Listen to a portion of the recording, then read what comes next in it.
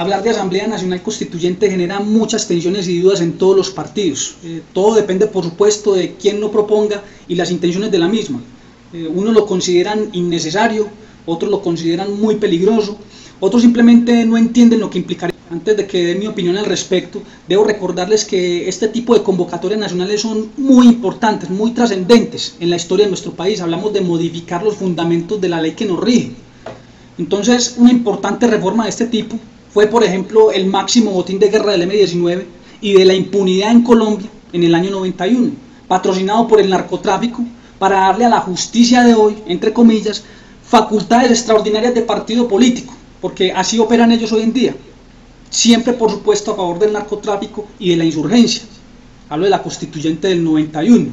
Por lo demás que se logró, la tutela, el derecho a la vida, el derecho a la educación, a la libre expresión y demás, muy bueno, sí, un gran logro, pero seguimos en lo mismo, porque los primeros beneficiados con la constituyente del 91 se siguen encargando hoy día de que nada de esto se cumpla. Escribieron unos versos muy bonitos en el papel, pero no tienen ni la capacidad ni la intención de cumplirlo. Después de la constituyente del 91 otra vez estuvo en mente de un, digamos, siniestro grupo de políticos convocar a una segunda constituyente, esta vez promovida por intereses muy particulares que tenían como objetivo máximo darle una especie de golpe de estado al gobierno de Samper, con la participación de las FARC y de las autodefensas, no militarmente. La idea era sentarse en una extraordinaria mesa de negociación, teniendo como condición la renuncia de Samper, adelantar la constituyente y dejar en manos de un ilustre que hoy en día todos conocemos las riendas del país. La verdad es que con muy buena intención este señor lo aceptó, no teniendo idea de la clase de ampores que lo estaban rodeando.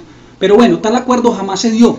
Tal vez hubiera tenido algo de bueno, por lo que refiere a las miles de vidas que se hubieran salvado en esas fechas, pero lo cierto es que el problema no hubiera terminado ahí, la guerra solo hubiera tenido una pequeña tregua, y nuestra situación de orden social y crisis estatal hubiera seguido latente o peor, pues como dije antes, las cosas no se plantearon por el bien común, sino por bienes muy particulares que nada tenían que ver con la solución de la crisis o el desequilibrio social que sufríamos en esos tiempos. ¿A qué voy con todo este recordatorio? Otra vez es tema de conversación lo de convocar a una nueva Asamblea Nacional Constituyente, una cosa que me llama mucho la atención y que considero que se necesita es para antier, como decimos nosotros. Así algunos acomodados en el Congreso digan que no hay necesidad y otros enemigos de la institucionalidad y el orden se le opongan rotundamente. Claro que se necesita, pero lo que hay es que mirar muy bien para qué se necesita y en qué espíritu se está haciendo tan importante convocatoria. Porque aquí cuando se habla de reforma a la justicia, que diría yo es el tema central, se tienen en mente siempre facilitar las cosas entre los ministerios, hacerse pasito, limar asperezas, pero no se tiene en mente darle solución a las reales necesidades, a la real problemática de justicia en Colombia, a las necesidades de justicia del pueblo. Un país débil en su justicia es un país débil en todos sus sectores, es un caldo de cultivo para el delito y la desigualdad social, es un terreno apto para la insurgencia de derecha o de izquierda, es un terreno apto para la guerra. Cansón, tal vez me estoy volviendo siempre con el mismo tema, pero más cansón es aguantarse en silencio el yugo de la delincuencia, de la corrupción y de la ineptitud política. Todo por falta de unas leyes con fundamento inamovible, infranqueable, que no se pueda jugar con ella, que garantice verdadera seguridad a los ciudadanos y que estos ciudadanos por fin vean una luz con el Estado, por fin le tengan confianza a las instituciones. Pero aquí la mayoría de la clase política, no todos, porque yo sé que hay unos que se oponen, gracias a Dios, consideran que entre más nos roben, que entre más nos atraquen, entre más nos asesinen, más debemos considerar al pobre delincuente que no tiene la culpa de sus delitos, porque para ellos la sociedad es la directa responsable de todos esos crímenes. Qué tesis tan absurda, qué cosa tan descabellada. Cómo se nota que se la inventaron los verdes o en Venezuela o en algún lugar, no sé, donde se fume mucha marihuana, porque es que eso no tiene lógica. O sea, es culpa de los ciudadanos de bien el que exista la delincuencia común y organizada. Por eso es nuestra obligación apoyar la rebaja del 5% de todas las actuales condenas que ya son irrisorias en este país. Ellos dicen que eso se arregla con educación, no con disciplina, no con armas, no con policía, no castigando, no judicializando. Sí, eso tal vez sí tiene lógica, pero mientras que educamos a una población, mientras pasan 10 o 15 o 20 años, ¿qué vamos a hacer con la gente que ya en este momento es irrehabilitable? Con esa gente que no aprende con tesis, que no aprende con pedagogía.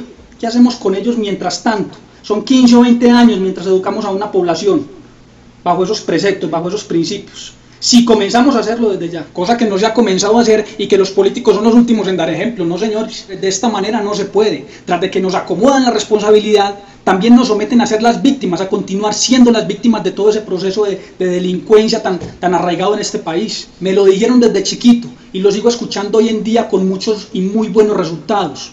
Esto se arregla con mano dura y ejemplo. Muy importante eso último, ejemplo. Si yo doy ejemplo y también doy mano dura, el pueblo responde, se educa y no transgrede la ley, sino que la respeta. Pero así como están las cosas hoy en día, señores, por Dios, ¿qué le vamos a decir a los padres que ven salir de una cárcel a los 2 o 3 años a quien violó a sus hijas o a sus hijos siendo unos niños? O a mayores, como sea? Eso es catastrófico en una familia. A los padres de niños abusados por sacerdotes pedrastas, que aún los ven ofreciendo servicio en una iglesia. ¿Qué vamos a decirle a la madre que vio morir a su hijo indefenso por la golpiza de su padre? Y así sucesivamente con el montón de asesinos que hay en este país. ¿Cuántas familias más tienen que ver pasar por el frente de sus casas a los asesinos de sus seres queridos, sin poder hacer absolutamente nada? Porque ya agotaron todos los recursos con la justicia, con la fiscalía, con la policía, y nada se puede hacer. ¿Cuándo acabaremos con el narcotráfico en Colombia? Si el juez que no está en la nómina le da miedo siquiera pedir una orden de captura. ¿Cuándo vamos a disuadir el crimen común y organizado? Si las cárceles en este país son centros vacacionales, donde se va uno y se queda unos cuantos mesecitos, 1 o 2 añitos. Eso ya es una especie de feria de lampón donde no se ven sino oportunidades para seguir delinquiendo. Dirán que me contraigo por lo que dije anteriormente sobre que necesitamos una Asamblea Nacional Constituyente, pero para antier, o sea, para allá. Yo soy amigo de eso. Pero realmente digo en esto último, ojalá que este tema se quede muerto por un par de años más, porque la verdad desconfío de las razones por las cuales se está convocando en este momento. Y sería una lástima que semejante convocatoria no arrojara los resultados que Colombia necesita, que el país necesita, por falta de voluntad política o por falta de imaginación, no sé. Pero ojalá que cuando se haga para un verdadero cambio, algo que verdaderamente le contribuya al país, que lo cambie, que lo ponga en otra dirección, en materia de justicia y orden. Ojalá nos toque a nosotros y podamos estar ahí. Si alguien me pregunta por las aspiraciones que yo he tenido, les voy a confesar, esa es mi mayor aspiración. Poder hacer algo para cambiar este país desde la Constitución. Dejar sentado en ese librito, con los nuestros y en representación de toda Colombia, lo que necesitamos y no necesitamos en este país para salir adelante. Mi nombre es Aníbal Guerra, les hablo desde Medellín, Colombia, Avance Nacionalista Colombiano.